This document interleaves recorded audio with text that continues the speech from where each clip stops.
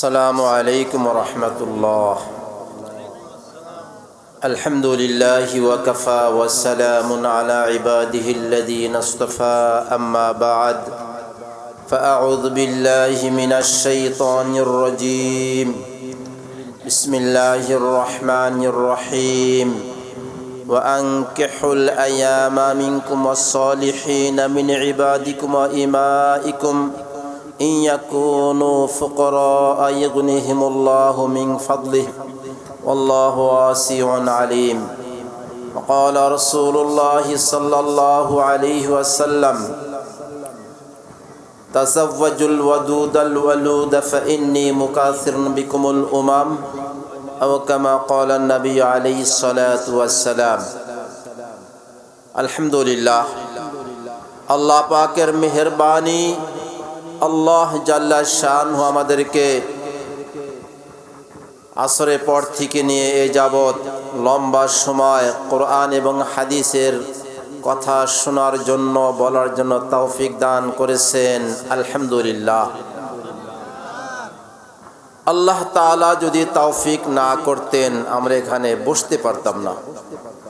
ওই একটা হাদিস আমি মাঝে মধ্যেই বলি যে আল্লাহ তাআলা প্রত্যেকটা মানুষের ভাগ্য নির্ণয় করেছেন। জান্নাতি মানুষকে জান্নাতে যাবে, কারা জাহান্নামে যাবে আল্লাহ তাআলা সব লিখে ফেলেছেন।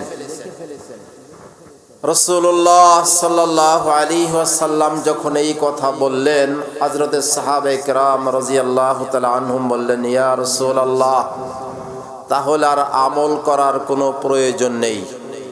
আল্লাহ তাআলা যদি আমাদের নসিবে লেখে থাকে জান্নাত, তাহলে আমরা আমল না করেও জান্নাতে যেতে পারবো। আর যদি জাহান্নাম লেখা থাকে তকদিরে নসিবে, তাহলে আমরা যতই নেক কাজ করি না কেন, যতই ভালো আমল করি না কেন, বেলা শেষে আমাদেরকে জাহান্নামেই যেতে হবে। এটা আমাদেরও যুক্তি এরকমই।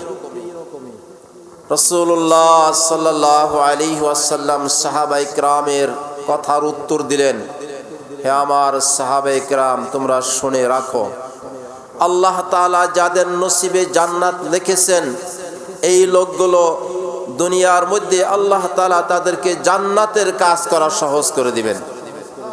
যখন মসজিদে আজান হয়ে যাবে, এই জান্নাতের জামাত, এই জান্নাতবাসী যাদের নসিবে জান্নাত লেখা আছে এই মানুষগুলো সবাই মসজিদে চলে যাবে।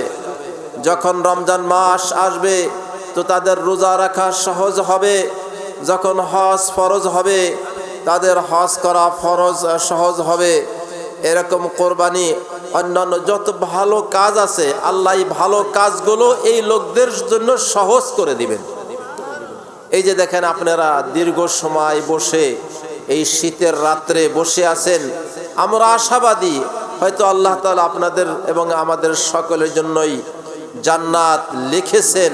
তা না হলে এই কষ্ট করে আমরা এই শীতের রাতে আমরা এখানে বসে দিনের কথা শুনতেছি।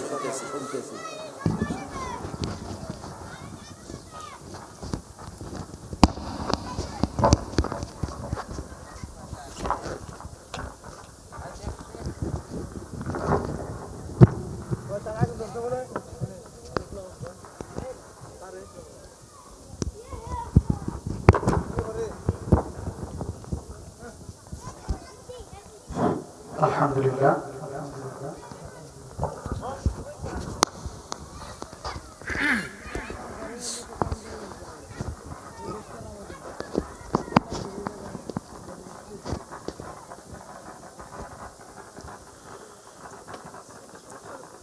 আর যে সমস্ত লোকের জন্য তকদিরে জাহান্নাম লেখা আছে, দেখা যাবে আজান হয়ে গেল, এরা বাজারে চলে যাবে, মসজিদ যাওয়ার সুযোগ হবে না।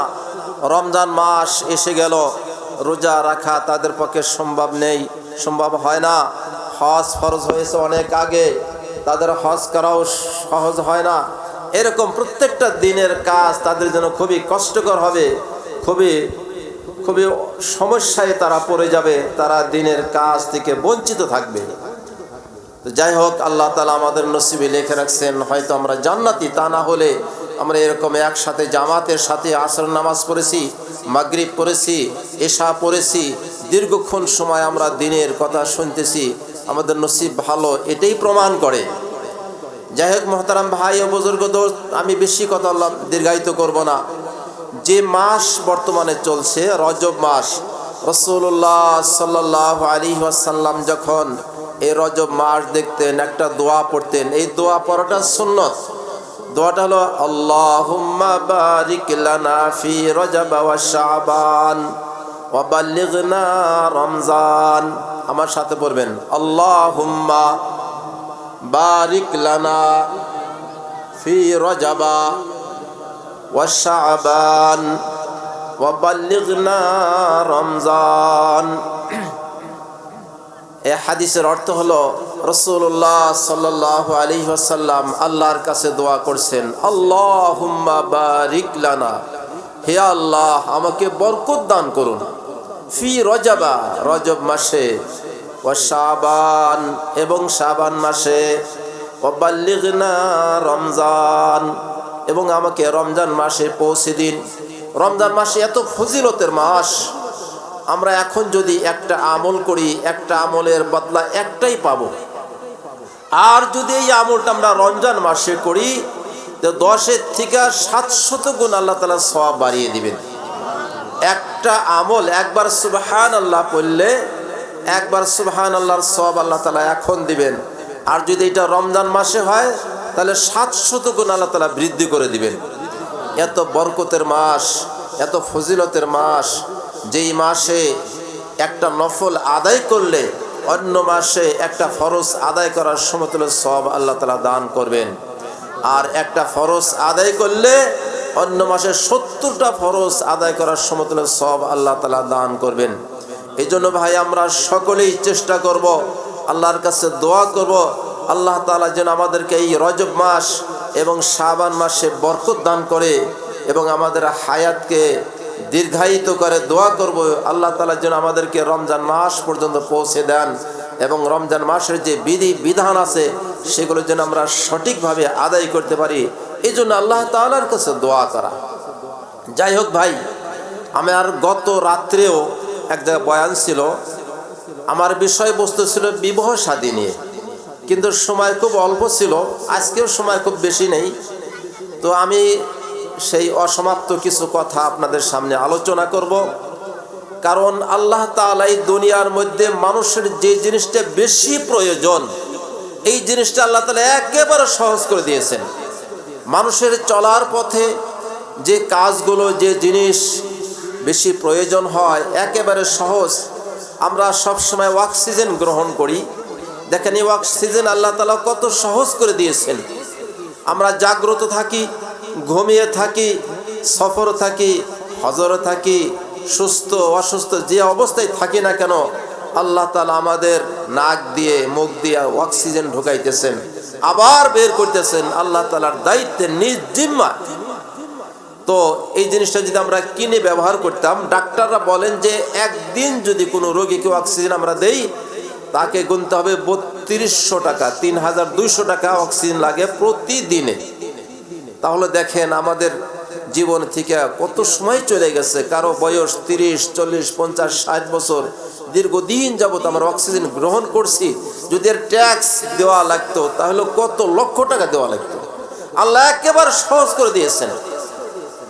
পানি কত সহজ করে দিয়েছেন, আসমান থেকে পানি পড়ে, জমিনের নিচে থেকে আমরা পানি উত্তোলন করি, খাল বিল নদ নদী প্রত্যেকটা জায়গায় পানি।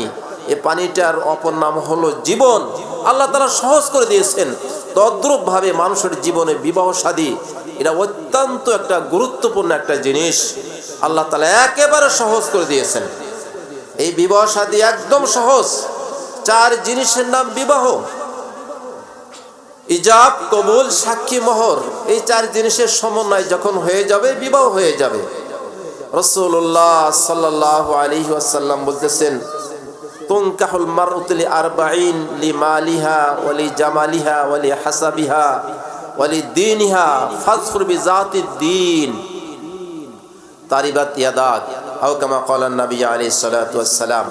যে মানুষ কোন নারীকে 4টা জিনিস দেখে বিবাহ করে, এই মহিলার মাল দেখে, মাল সম্পদ আছে কিনা, তার সৌন্দর্য দেখে, তার বংশাবলী দেখে এবং তার দিনদারি দেখে। চারটা জিনিস মনে রাখি ভাই।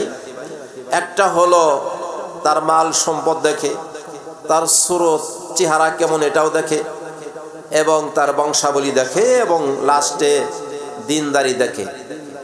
রাসূলুল্লাহ সাল্লাল্লাহু আলাইহি ওয়াসাল্লাম এই চারটে জিনিসের মধ্যে কোনটাকে প্রাধান্য দিয়েছে, আমাদের সেটাই ফলো করতে হবে। আল্লাহর রাসূল মালকে প্রাধান্য দেননি। আল্লাহর রাসূল সাল্লাল্লাহু আলাইহি সাল্লাম ওই সৌন্দর্যকে প্রাধান্য দেননি। আল্লাহর রাসূল সাল্লাল্লাহু আলাইহি সাল্লাম ওই বংশকেও প্রাধান্য দেননি। বলেছেন কি, ফাজফর বিজাতিদ দিন তারিবাত ইয়াদাকা, তোমরা দিনদারিকে দেখে, দিনদার মেয়েকে দেখে বিয়ে করে ধন্য হও। দিনদারিত্বর কথা বলা হয়েছে। আর এক হাদিসের মধ্যে রাসূল পাক সাল্লাল্লাহু আলাইহি সাল্লাম বলতেছেন, আফজালু লিসানুন যাকিরুন ওয়া কলবুন শাকিরুন ওয়া যাওজাতুন মুমিনাতুন তুঈনু বিঈমানিহি আও কামা ক্বালা নবী আলাইহিস সালাতু ওয়াস সালাম। সাহাবে কিরাম প্রশ্ন করলেন, ইয়া রাসূলুল্লাহ, দুনিয়ার মধ্যে উত্তম মাল কি? হুজুর পাক সাল্লাল্লাহু আলাইহি সাল্লাম তিনটা জিনিসের কথা বললেন। লিসানুন যাকিরুন, যেই জিহ্বা দিয়ে, যেই জবান দিয়ে জিকির করতে থাকে, সুবহানাল্লাহ আলহামদুলিল্লাহ লা ইলাহা ইল্লাল্লাহু আল্লাহু আকবার, আমরা সর্বদাই জিকির করতে থাকবো। জান্নাতে গেলে মানুষের কোনো আফসোস থাকবে না, কোনো দুঃখ নাই, কোনো আফসোস নাই। ওই সময়ের জন্য আফসোস হবে, মানুষ আফসোস করবে, অল্প কিছু আমল আমি করেছি, অল্প কিছু জিকির আজকার করেছি, আল্লাহ এত বিশাল নিয়ামত দান করেছেন, যদি আমি সবসময় আল্লাহর জিকির করতাম তাহলে আজকে আমার মর্যাদা পজিশন অনেক বেড়ে যাইতো। এই জন্যে মানুষ আফসোস করতে থাকবে জান্নাতে গিয়েও। এই জন্য ভাই, আল্লাহ তাআলা আমাদেরকে যে জবান দিয়েছে, জিহ্বা দিয়েছে, খুব বেশি বেশি জিকির করা। সুবহানাল্লাহ সুবহানাল্লাহ সুবহানাল্লাহ আলহামদুলিল্লাহ আলহামদুলিল্লাহ লা ইলাহা ইল্লাল্লাহ আল্লাহু আকবার। যে ব্যক্তি সবসময় জিকির করবে, কাল কিয়ামতের দিন সে হাসতে হাসতে জান্নাতে চলে যাবে। এই জন্য ভাই, এই জিকির করার জন্য ওযু লাগে না। এই জিকিরের জন্য আপনার মসজিদে বসতে হয় না। যে অবস্থায় আছেন, আপনি হাতে কাজ করতেছেন, মুখে সুবহানাল্লাহ সুবহানাল্লাহ।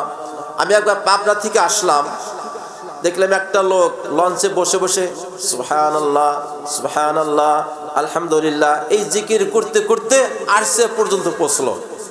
আর একটা লোক, এই লোকটা ছিল গায়ক মনে হয়, সে দুই হাত দিয়া এজন্য করতেছে, ওই যে ঢোল বাজায় না যেরকম, দুই হাত এরকম বাজাইতেছে, ওই একটা নেশা। এই জন্য ভাই, আমরা ভালো কাজের অভ্যাস করব। ভালো কাজের অভ্যাস এমনই জিনিস, যখন আপনি নামাজ পড়তে পড়তে অভ্যস্ত হয়ে যাবেন, নামাজের যখন আজান হয়ে যাবে আর ভালো লাগবে না, মসজিদে না গেলে ভালো লাগবে না। ওই যারা তাহাজ্জুদ পড়তে অভ্যস্ত, যখন ওই শেষ রাত হয়ে যাবে, যখন এরকম ভোর 3টা 3:30 বেজে যাবে, ঘুম ভেঙে যাবে, বাস ঘুমের থেকে উঠে ওযু করে, ওযুর আগে মেসওয়াক করবেন ভাই। একটা ফজিলত, এমন একটা ফজিলত, যেই নামাজটা আমরা মেসওয়াক ছাড়া আদায় করলাম, 2 রাকাত নামাজের সব 2 রাকাতই পাবো। এই নামাজটা যদি আমরা একটু মেসওয়াক করে ওযু করে আদায় করি, 70 গুণ আল্লাহ তাআলা সওয়াব বাড়িয়ে দিবেন। 70 জিফান বলা হয়েছে হাদিসের মধ্যে, 70 গুণ বেড়ে যাবে। খালি একটু মেসওয়াক করব। কোনো ব্যক্তি যদি কাবা ঘরে গিয়ে মেসওয়াক করে জামাতের সাথে নামাজ পড়ে, তার সওয়াবটা কিরকম বেড়ে যায়? হযরত নূহ আলাইহিস সালাম যে 950 বছর ইবাদত করছেন, তার চাইতে সওয়াব বেশি হয়ে যায়। 5 ওয়াক্ত নামাজ যদি কেউ মিসওয়াক করে জামাতের সাথে কাবা ঘরে পড়ে। এই কথার অর্থ কিন্তু এইটা না যে নবীর দরজা কম, তা না, তাদের দরজা অনেক উপরে, কোনো তুলনাই হয় না। তো বলতেছিলাম যে জামাতের সাথে পড়লে 27 গুণ বা 28 গুণ, মিসওয়াক করে পড়লে 70 গুণ, আর কাবা ঘরে পড়লে 1 লক্ষ গুণ সওয়াব বেড়ে যাবে। তাহলে চিন্তা করেন যে কত সওয়াব বেড়ে যায়। খালি একটু লাইন মতো করা, লাইন মতো ব্যবসা করলে তার ব্যবসায় উন্নতি হয়, আর বেলাইন করলে লস হয়ে যায়। এজন্য ভাই, লাইন মতো আমরা ওযু করব। এই যে শীতকালে আমাদের বাড়ির সাথে মসজিদ, অনেক আল্লাহর বান্দা আছে ওযু করে, ভালো মতো ওযু হয় না। পিছনে একটু শুকনা আছে, হাত শুকনা রয়ে গেছে, এই জন্য খুব ভালো করে আমরা ওযু করব। তো বলা হয়েছে ভালো করে আমরা ওযু করে তাহাজ্জুদের টাইমে 2-4 রাকাত নামাজ পড়ে আল্লাহর কাছে যাবো, আল্লাহ আমি অসুস্থ, আমাকে সুস্থ করে দাও। হে আল্লাহ, আমার ছেলের বিবাহ করাতে হবে, ভালো একটা মেয়ের ব্যবস্থা করে দাও। এবং মেয়ে থাকলে হে আল্লাহ আমার ভালো একটা দিনদারি ছেলে আল্লাহ মিলে দাও। আল্লাহর কাছে এরকম বিনয় বিনয় কান্নাকাটি করা, আর এই শেষ রাতের দোয়াটা আল্লাহ তাআলা কবুল করেন। আমরা ইনশাআল্লাহ ভোর রাতে ওঠার অভ্যাস করি। যখন ভোর রাতে উঠে যাব, আপনার জন্য ফজরের নামাজ পড়া একদম সহজ হয়ে যাবে। যাই হোক, যে কথা বলতেছিলাম, রাসূল সাল্লাল্লাহু আলাইহি ওয়াসাল্লাম বলতেছেন 3টা জিনিস উত্তম মাল, তার মধ্যে একটা হলো লিসানুন যাকিরুন, যেই জিহ্বা জিকির করে আল্লাহ তাআলা। নামাজ এটাও জিকির, কোরআন তেলাওয়াত এটাও জিকির, ভালো চিন্তা করা, আল্লাহর এই আসমান জমিন চন্দ্র সূর্য গ্রহ নক্ষত্র নিয়ে চিন্তা করতেছেন যে আল্লাহ কত বিশাল আসমান বানিয়েছে, এটাও জিকির মধ্যে গণ্য হবে। এইভাবে আমরা জিকির করি। লিসানুন যাকিরুন ওয়া কলবুন শাকিরুন, অন্তর দিয়া আমরা কি করব? শুকরিয়া আদায় করব। আমরা অনেক সময় মনে করি আমার টাকা নাই, পয়সা নাই, আমি একজন গরিব মানুষ। আরে একটু রাস্তায় চলে গিয়ে দেখবেন সেখানে অনেক মানুষের এমন অবস্থা, শুয়ে রয়েছে অসুস্থ। কি হয়েছে ভাই? হার্টের প্রবলেম। আরেকজন বলতেছে আমার ক্যান্সার ধরা পড়ছে, আরেকজন বলছে আমার ভাল্ব নষ্ট হয়ে গেছে, আরেকজন বলছে আমার লিভারের পচন ধরছে। তাহলে সেই তুলনায় আল্লাহ আমাদের কত সুস্থ রাখছে। এই জন্য ভাই উপর দিকে তাকাবো না, বড় লোকের দিকে তাকাইলে না শুকরিয়া আসবে। আল্লাহ ওকে বিল্ডিং এর মালিক বানিয়েছে, ও শহরের জায়গার মালিক, মার্কেটের মালিক, ও গাড়ি নিয়ে আসে। ওই দিকে তাকাইলে নিজেকে ছোট মনে হবে। আমরা তাকাবো কোন দিকে? ছোটর দিকে, গরিবের দিকে, যে দরিদ্র মানুষ, প্রতিবন্ধী, তার দিকে তাকাবো। একটা লোক চোখে দেখে না, আল্লাহ আমাকে চোখে দেখার শক্তি দিয়েছে। কিন্তু অত্যন্ত পরিতাপের বিষয়, দুঃখের বিষয়, এই যে একটা 2টা চোখ আল্লাহ তাআলা দান করেছে, এই চোখ দিয়ে রাতের পর রাত মানুষ, বিশেষ করে যুবকদের মধ্যে এই প্রবণতা বেশি। আমি আপনাদেরকে অনুরোধ করে বলতেছি, চোখের হক আমরা আদায় করব, কোরআন তেলাওয়াত করব। কিন্তু এই চোখ দিয়ে এমন কিছু নিষিদ্ধ জিনিস দেখা হয়। আমরা অনেক সময় ওই ওয়াজকেরা আসি, দেখি বাজারের ভিতরে 10 জন 15 জন ছেলে এই শীতের ভিতরে এই মোবাইল টিপি করতেছে। তখন রাত ঘড়ি দেখি বাজে কটা? 12:30। এখন 12:30 একটাই কোনো ছেলে যদি ঘুমায়, তার দুপুর রাত হবে ফজরের টাইমে, সে নামাজ পড়তে পারবে না। সকাল 10টায় 9টার দিকে সে উঠবে, ওই সময় তার ভোর হয়ে যাবে। এইভাবে যদি জীবন চলে যায় ভাই, অত্যন্ত মূল্যবান সময় আমাদের এই জীবনটা আমরা কোনভাবে কাটাইতেছি একটু খেয়াল করবে ইনশাআল্লাহ। বলতেছিলাম হাদিসের হুজুর পাক সাল্লাল্লাহু আলাইহি ওয়াসাল্লাম বলতেছেন ওয়া কলবুন শাকিরুন, যে কলব, যে অন্তর আল্লাহর শুকরিয়া আদায় করে, কৃতজ্ঞ জ্ঞাপন করে, এটা উত্তম একটা জিনিস, উত্তম একটা মাল। আর 3 নম্বর হলো ওয়া যাওজাতুন মুমিনাতুন তুঈনু বিঈমানিহি, এবং ওই নেককার বিবি, ওই মুমিনা বিবি, যেই বিবি আপনার ঈমানের জন্য আপনাকে সহযোগিতা করে, আপনার ঈমানের ব্যাপারে সহযোগিতা করে, যে স্ত্রী, আপনি কোথাও গিয়েছেন তার সতীত্বের হেফাজত করবে, আপনার মাল সম্পদের হেফাজত করবে, কখনই খেয়ানত করবে না। এই মুমিন, মুমিনা, এই মহিলা নেককার, অর্থাৎ সবচেয়ে ভালো একটা সম্পদ আপনার। এক হাদিসের মধ্যে আছে আদ-দুনিয়া কুল্লুহা মাতাউন ওয়া খায়রুল মাতাঈদ দুনিয়া আল মারআতুস সালিহা, যে দুনিয়ার সব কিছু সামানা, এর মধ্যে উত্তম সামানা হলো নেককার বিবি। এই জন্য ভাই, যখন আমরা আমাদের ছেলে যখন বিবাহ করাবো ভাই, দিনদারকে প্রাধান্য দিব। দিনদার কিনা মেয়েটা, আমরা অনেক সময় চিন্তা করি যে ছেলেটা সরকারি চাকরি করে কিনা। অনেক সময় দেখা যায় মেয়ের বয়স BA honours, masters, MA complete, এরপরে বিয়ে হচ্ছে না, সরকারি চাকরি খুঁজছে। এই সরকারি চাকরি খুঁজতে গিয়ে এক লম্বা সময় পার করতে হয়, এর মধ্যে যে কত গুনাহ অনুষ্ঠিত হয়। এই জন্য ভাই আমরা সবসময় চেষ্টা করব দিনদারিকে। অনেক সময় দেখা যায় ছেলে বড় হয়ে গেছে, সে MA পাস করেছে, অনার্স কমপ্লিট, সব ঠিকঠাক, বিয়ে করাচ্ছে না। বাবাই বলে যে ওর একটা কেরিয়ার আছে, ওর একটা জীবন আছে, নিজের পায়ে দাঁড়াক, কোনো সমস্যা নাই। অথচ নিজের পায়ে দাঁড়াতে গিয়ে লম্বা সময় তাকে অতিবাহিত করতে হয়।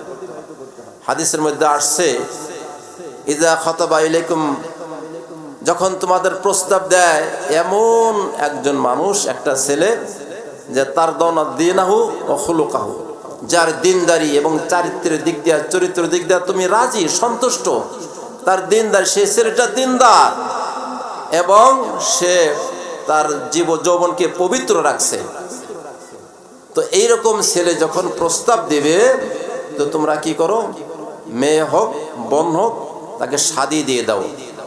ইল্লা তাফআলুহু তাকুন ফিতনাতুন ফিল আরদি ওয়া ফাসাদুন আরিজ, আর যদি এরকম না করো তাহলে দুনিয়ার মধ্যে অনেক ফিতনা ফাসাদ দেখা দিবে। মেয়েরা অনেক বয়স হবে, বিয়ে দিবে না, ছেলেরাও বয়স হয়ে গেছে, বিয়ে করবে না, অনেক মুসিবত, অনেক গুনাহের কাজ সংগঠিত হবে। আর একটা ভাই, আমি কথা শেষ করব, আমাদের প্রধান আলোচক মেহমান আসছেন, শাইখুল হাদিস, অনেক দূর থেকে আসছেন, উনি কথা বলবেন ইনশাল্লাহ। তো যাই হোক, আমি আর কথা দীর্ঘায়িত করব না, কথা এখানেই শেষ। আমার কথার খোলাসা হলো, আর একটা কথা বলি আমি শেষ করব। রাসূলুল্লাহ সাল্লাল্লাহু আলাইহি ওয়াসাল্লাম ইরশাদ করতেছেন, মান কাতা মিরাসা ওয়ারিসি কাতা আল্লাহুল জান্নাহ ইয়াউমাল কিয়ামা। এটা বিশাল একটা রোগ হয়ে গেছে আমাদের সমাজের মধ্যে। মেয়েকে ঠগাবে, বোনকে ঠগাবে, লামজাম কিছু দিয়ে ঠগাবে। অনেকে বলে হুজুর বোনকে সম্পত্তি দেয়নি, এই কাজটা যেন না হয়। হুজুর পাক সাল্লাল্লাহু আলাইহি ওয়াসাল্লাম বলতেছেন, মান কাতা মিরাসা ওয়ারিসি, যে ব্যক্তি কোনো ওয়ারিসকে তার মিরাস থেকে বঞ্চিত করলো, কাতা আল্লাহুল জান্নাহ ইয়াউমাল কিয়ামা, আল্লাহ তাআলা তাকে জান্নাত থেকে বঞ্চিত করবেন।